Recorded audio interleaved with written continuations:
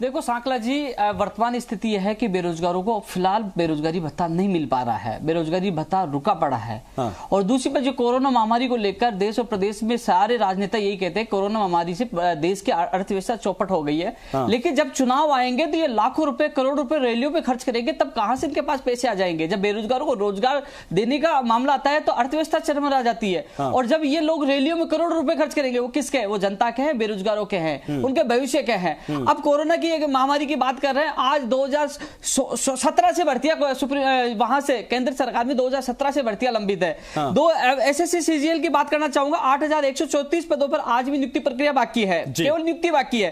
SSC CGL 2018 की बात करना चाहूंगा, 11271 पदों पर तीसरा स्टेज का परिणाम बाकी है। 2019 एसएससी सीजीएल की बात करना चाहूंगा, प्री हो गया, उसका मेंस बाकी है। इसके अलावा जो आरआरबी ग्रुप डी की 2019 की 1,03,769 पदों पर इसकी परीक्षा होनी बाकी है। अभी युवाओं ने सोशल मीडिया पर जब ट्रेंड करवाए उसके बाद उन्होंने घोषणा की है कि 15 दिसंबर को हम एग्जाम करवाएंगे।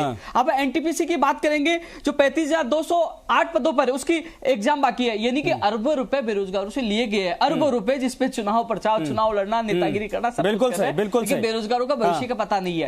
जब नेताओं के चुनाव समय पे हो सकता है, उनका परिणाम समय पे आ सकता है, शपथ समय पे ले सकता है, सरकार समय पे बन सकती है, तो बेरोजगार को रोजगार समय पे क्यों नहीं मिल पाता? बिल्कुल सही, क्यों नहीं मिल पाता? सांखला साहब, मैं उपेंद्र यादव की बात का इसलिए समर्थन करता हूं। सुनिए जी सर, जब सांखला साहब आप भी सुनिए और रामलाल शर्मा जी आप भी सुनिए। जी सर, अब जब देश का एक बच्चा पढ़ लिख के काबिल होने के बाद ना माँ बाप से 1000 रुपए लेकर 1200 रुपए लेकर किसी फॉर्म के लिए जाता है, पता है आपको क्या महसूस होता है उसको? ये सरकार को कमियां होती हैं, वो ग्लानि महसूस करता है वहां पर जाकर कि इतना काबिल होने के बावजूद नौकरी के लिए भटकना पड़ रहा है और अभी माँ बाप के ऊपर डिपेंड होना पड़ रहा है।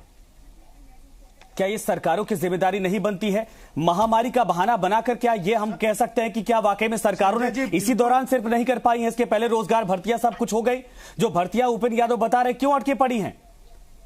संजय जी, इसका कोई जवाब है किसी के पास? मैं आपको बताना चाहूंगा कि राजस्थान की सरकार कोरोना काल के अंदर भी अच्छा काम किया है। उसके साथ साथ नौजवानों के लिए भी, चाहे सरस बूथ की बात करूं, राजस्थान के अंदर 1422 सरस बूथों के द्वारा नौजवानों को अलॉट किए गए हैं।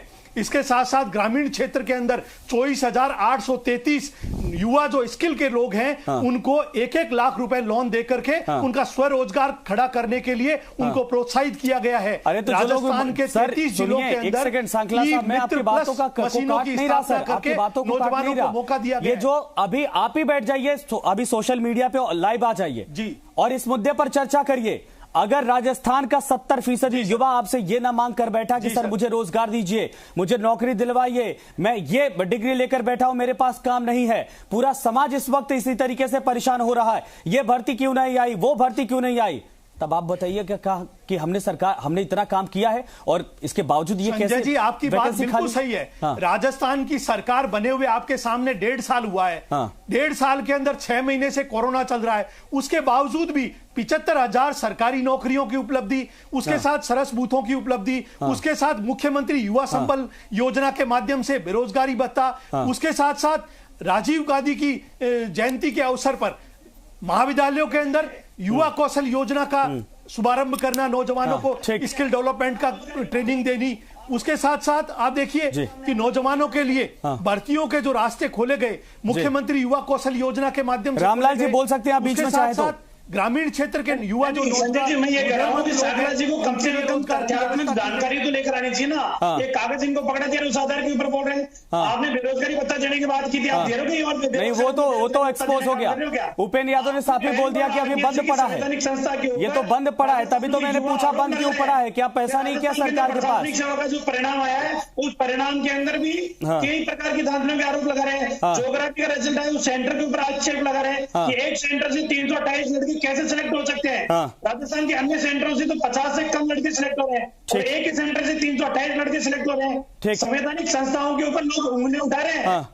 नहीं, ये तो आपके ऊपर आरोप लगा रहे सर, केंद्र सरकार पैसा नहीं दे रही। अब केंद्र सरकार कह रही कि हम तो अर्थव्यवस्था ऑलरेडी खराब पड़ी, क्या करें बताइए? मैं तो आपसे जवाब मांग रहा था। ठीक है, मैं आपके पास आता हूँ, आपके पास आऊंगा। समय आपको दिया था, 1 सेकंड रामलाल जी। अनिल भारद्वाज साहब, मैं आपके पास आता हूँ सर।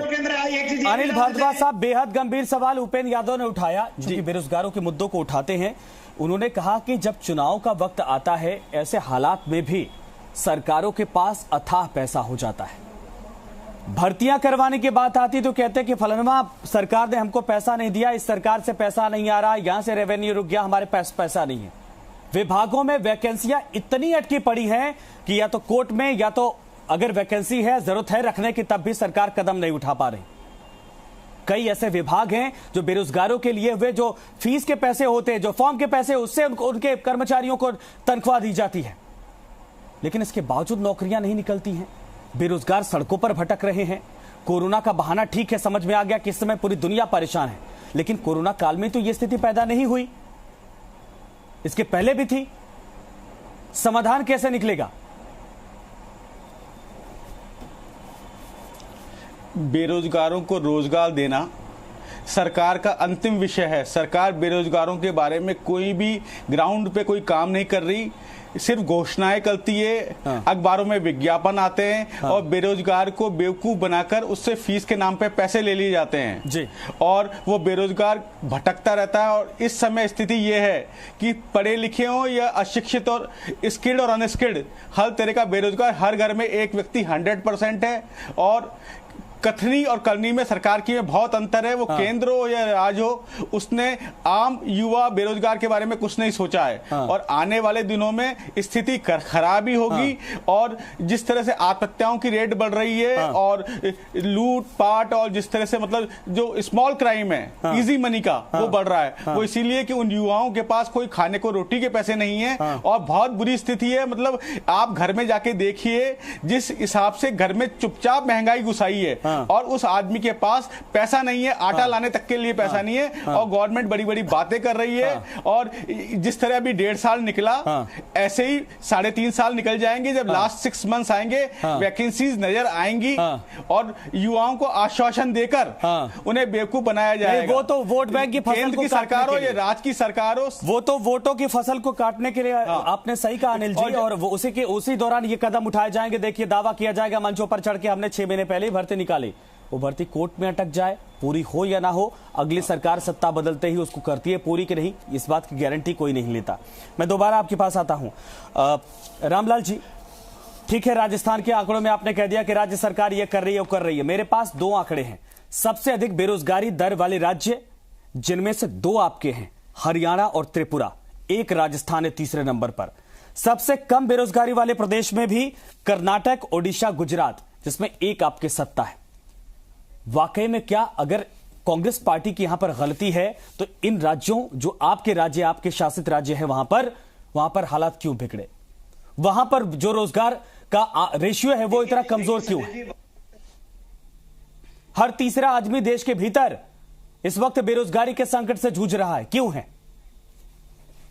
देखिए संजय जी, यह वास्तविकता है कि कोविड की लड़ाई के अंदर जिसको जितना नुकसान होना चाहिए था, जिसकी जितनी हैसियत चाहिए उसको उतना नुकसान हुआ है। जिसको 5 रुपए का नुकसान होना चाहिए था उसको 5 रुपए का हुआ है। जिसको 5 लाख का नुकसान होना चाहिए था उसको 5 लाख रुपए का नुकसान हुआ है। इस बात से कोई भी इनकार नहीं कर सकता है। कोई इनकार कर रहे हैं तो इसका मतलब वो वास्तविकता को स्वीकार नहीं कर रहा। लेकिन हकीकत वास्तविकता यह है कि राजस्थान की सरकार वाहवाही टूटने के लिए तो नंबर 1 के ऊपर रहती है, लेकिन हकीकत धरातल के ऊपर कुछ भी नहीं है। अगर वास्तविकता के अंदर ये चुनावी वादों को पूरा करने का काम करते हैं, आज राजस्थान के हालात ये बन चुके हैं कि वैकेंसी निकालेंगे लेकिन वो कोर्ट में अटकेंगे। लेकिन कोर्ट में मजबूत पैरवी की वजह से कई महीनों तक लटकते रहेंगे। जब सोशल मीडिया के ऊपर या बेरोजगार संघ के द्वारा अगर कोई आह्वान किया जाता है, संघर्ष किया जाता है, तो फिर सरकार सक्रिय होकर। अरे सर, ये तो आपके सरकारों के दौरान था। ये उपेंद्र यादव साथ में बैठे, क्या डंडे नहीं खाए आपके सरकारों के दौरान?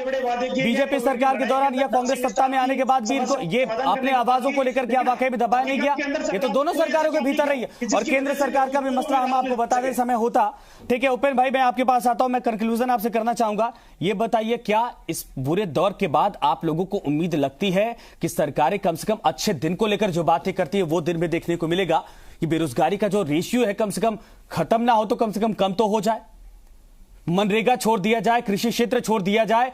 इन दोनों के अलावा कोई ऐसा क्षेत्र नहीं है जो देश को यह कह सके कि रोजगार के लिए आप आश्वस्त रहिए किसी चीज को लेकर। छोटे में जवाब उपेंद्र भाई। देखो संजय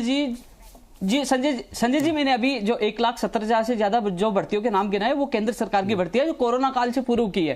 जो लटकी पड़ी है, और अरबों रुपए बेरोजगारों से वो फीस के रूप में बजट लिया गया है, उसका क्या हुआ? वो सवाल बेरोजगारों की तरफ से पूछा गया था। मैं राजस्थान की बात करना चाहूंगा कि राजस्थान में इस चीज से तो मैं मुकरूंगा नहीं कि माननीय मुख्यमंत्री जी संवेदनशील तरीके से करीब 30,000 से ज्यादा लोगों को कोरोना काल में ज्वाइनिंग दी है, लेकिन जो ऑफलाइन जो यूनिवर्सिटी की एग्जाम करवाई जा रही है वो खतरनाक है। उनको होम इसके ओपन बुक के द्वारा जो मध्य प्रदेश समय सर खत्म हो गया है, उपेंद्र भाई समय खत्म हो गया। अलावा जो फर्जीवाड़ा जो भर्तियों में आ रहा है, भर्तियों में फर्जीवाड़ा उनकी जांच होने, रीढ़ शिक्षक भर्ती की परीक्षा तिथि उनकी विज्ञप्ति जारी होनी चाहिए, 31,000 पदों की घोषणा की गई थी, चाहे कंप्यूटर शिक्षक भर्ती की विज्ञप्ति जारी करने की बिल्कुल सही आपने कहा, विज्ञप्ति और तमाम चीजों को लेकर जो रोजगार की बातें कर रहे हैं युवा, वो मांग रहे हैं, सरकारें क्या करेंगे इस पर सबकी निगाहें टिकी। माफ करिएगा मैं बीच में रोक दिया, समय खत्म हो गया, बिल्कुल परमिशन मुझे नहीं मिल पा रही इसलिए मैं आपको दे नहीं पा रहा हूं। धन्यवाद आप सभी का हमसे जुड़ने के लिए, समय देने के लिए।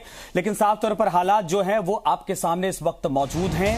राजस्थान देश में तीसरा ऐसा राज्य है जहां पर बेरोजगारी दर लगातार बढ़ी है, और ये 2-3 राज्य नहीं, पूरे देश के हालात इस तरीके से हैं। सरकारों की कमियां जरूर हैं, कोरोना महामारी ने तोड़ा जरूर है, लेकिन इच्छा शक्ति की भी कमी है और थोड़ी राजनीति भी है, जिसके चक्कर में युवा बेचारे घर पर बैठने को मजबूर हैं। नमस्कार।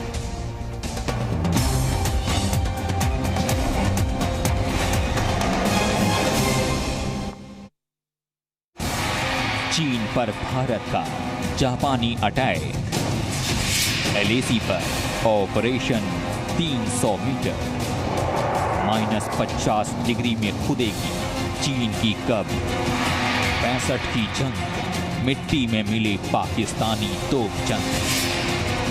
देखिए वंदे मातरम।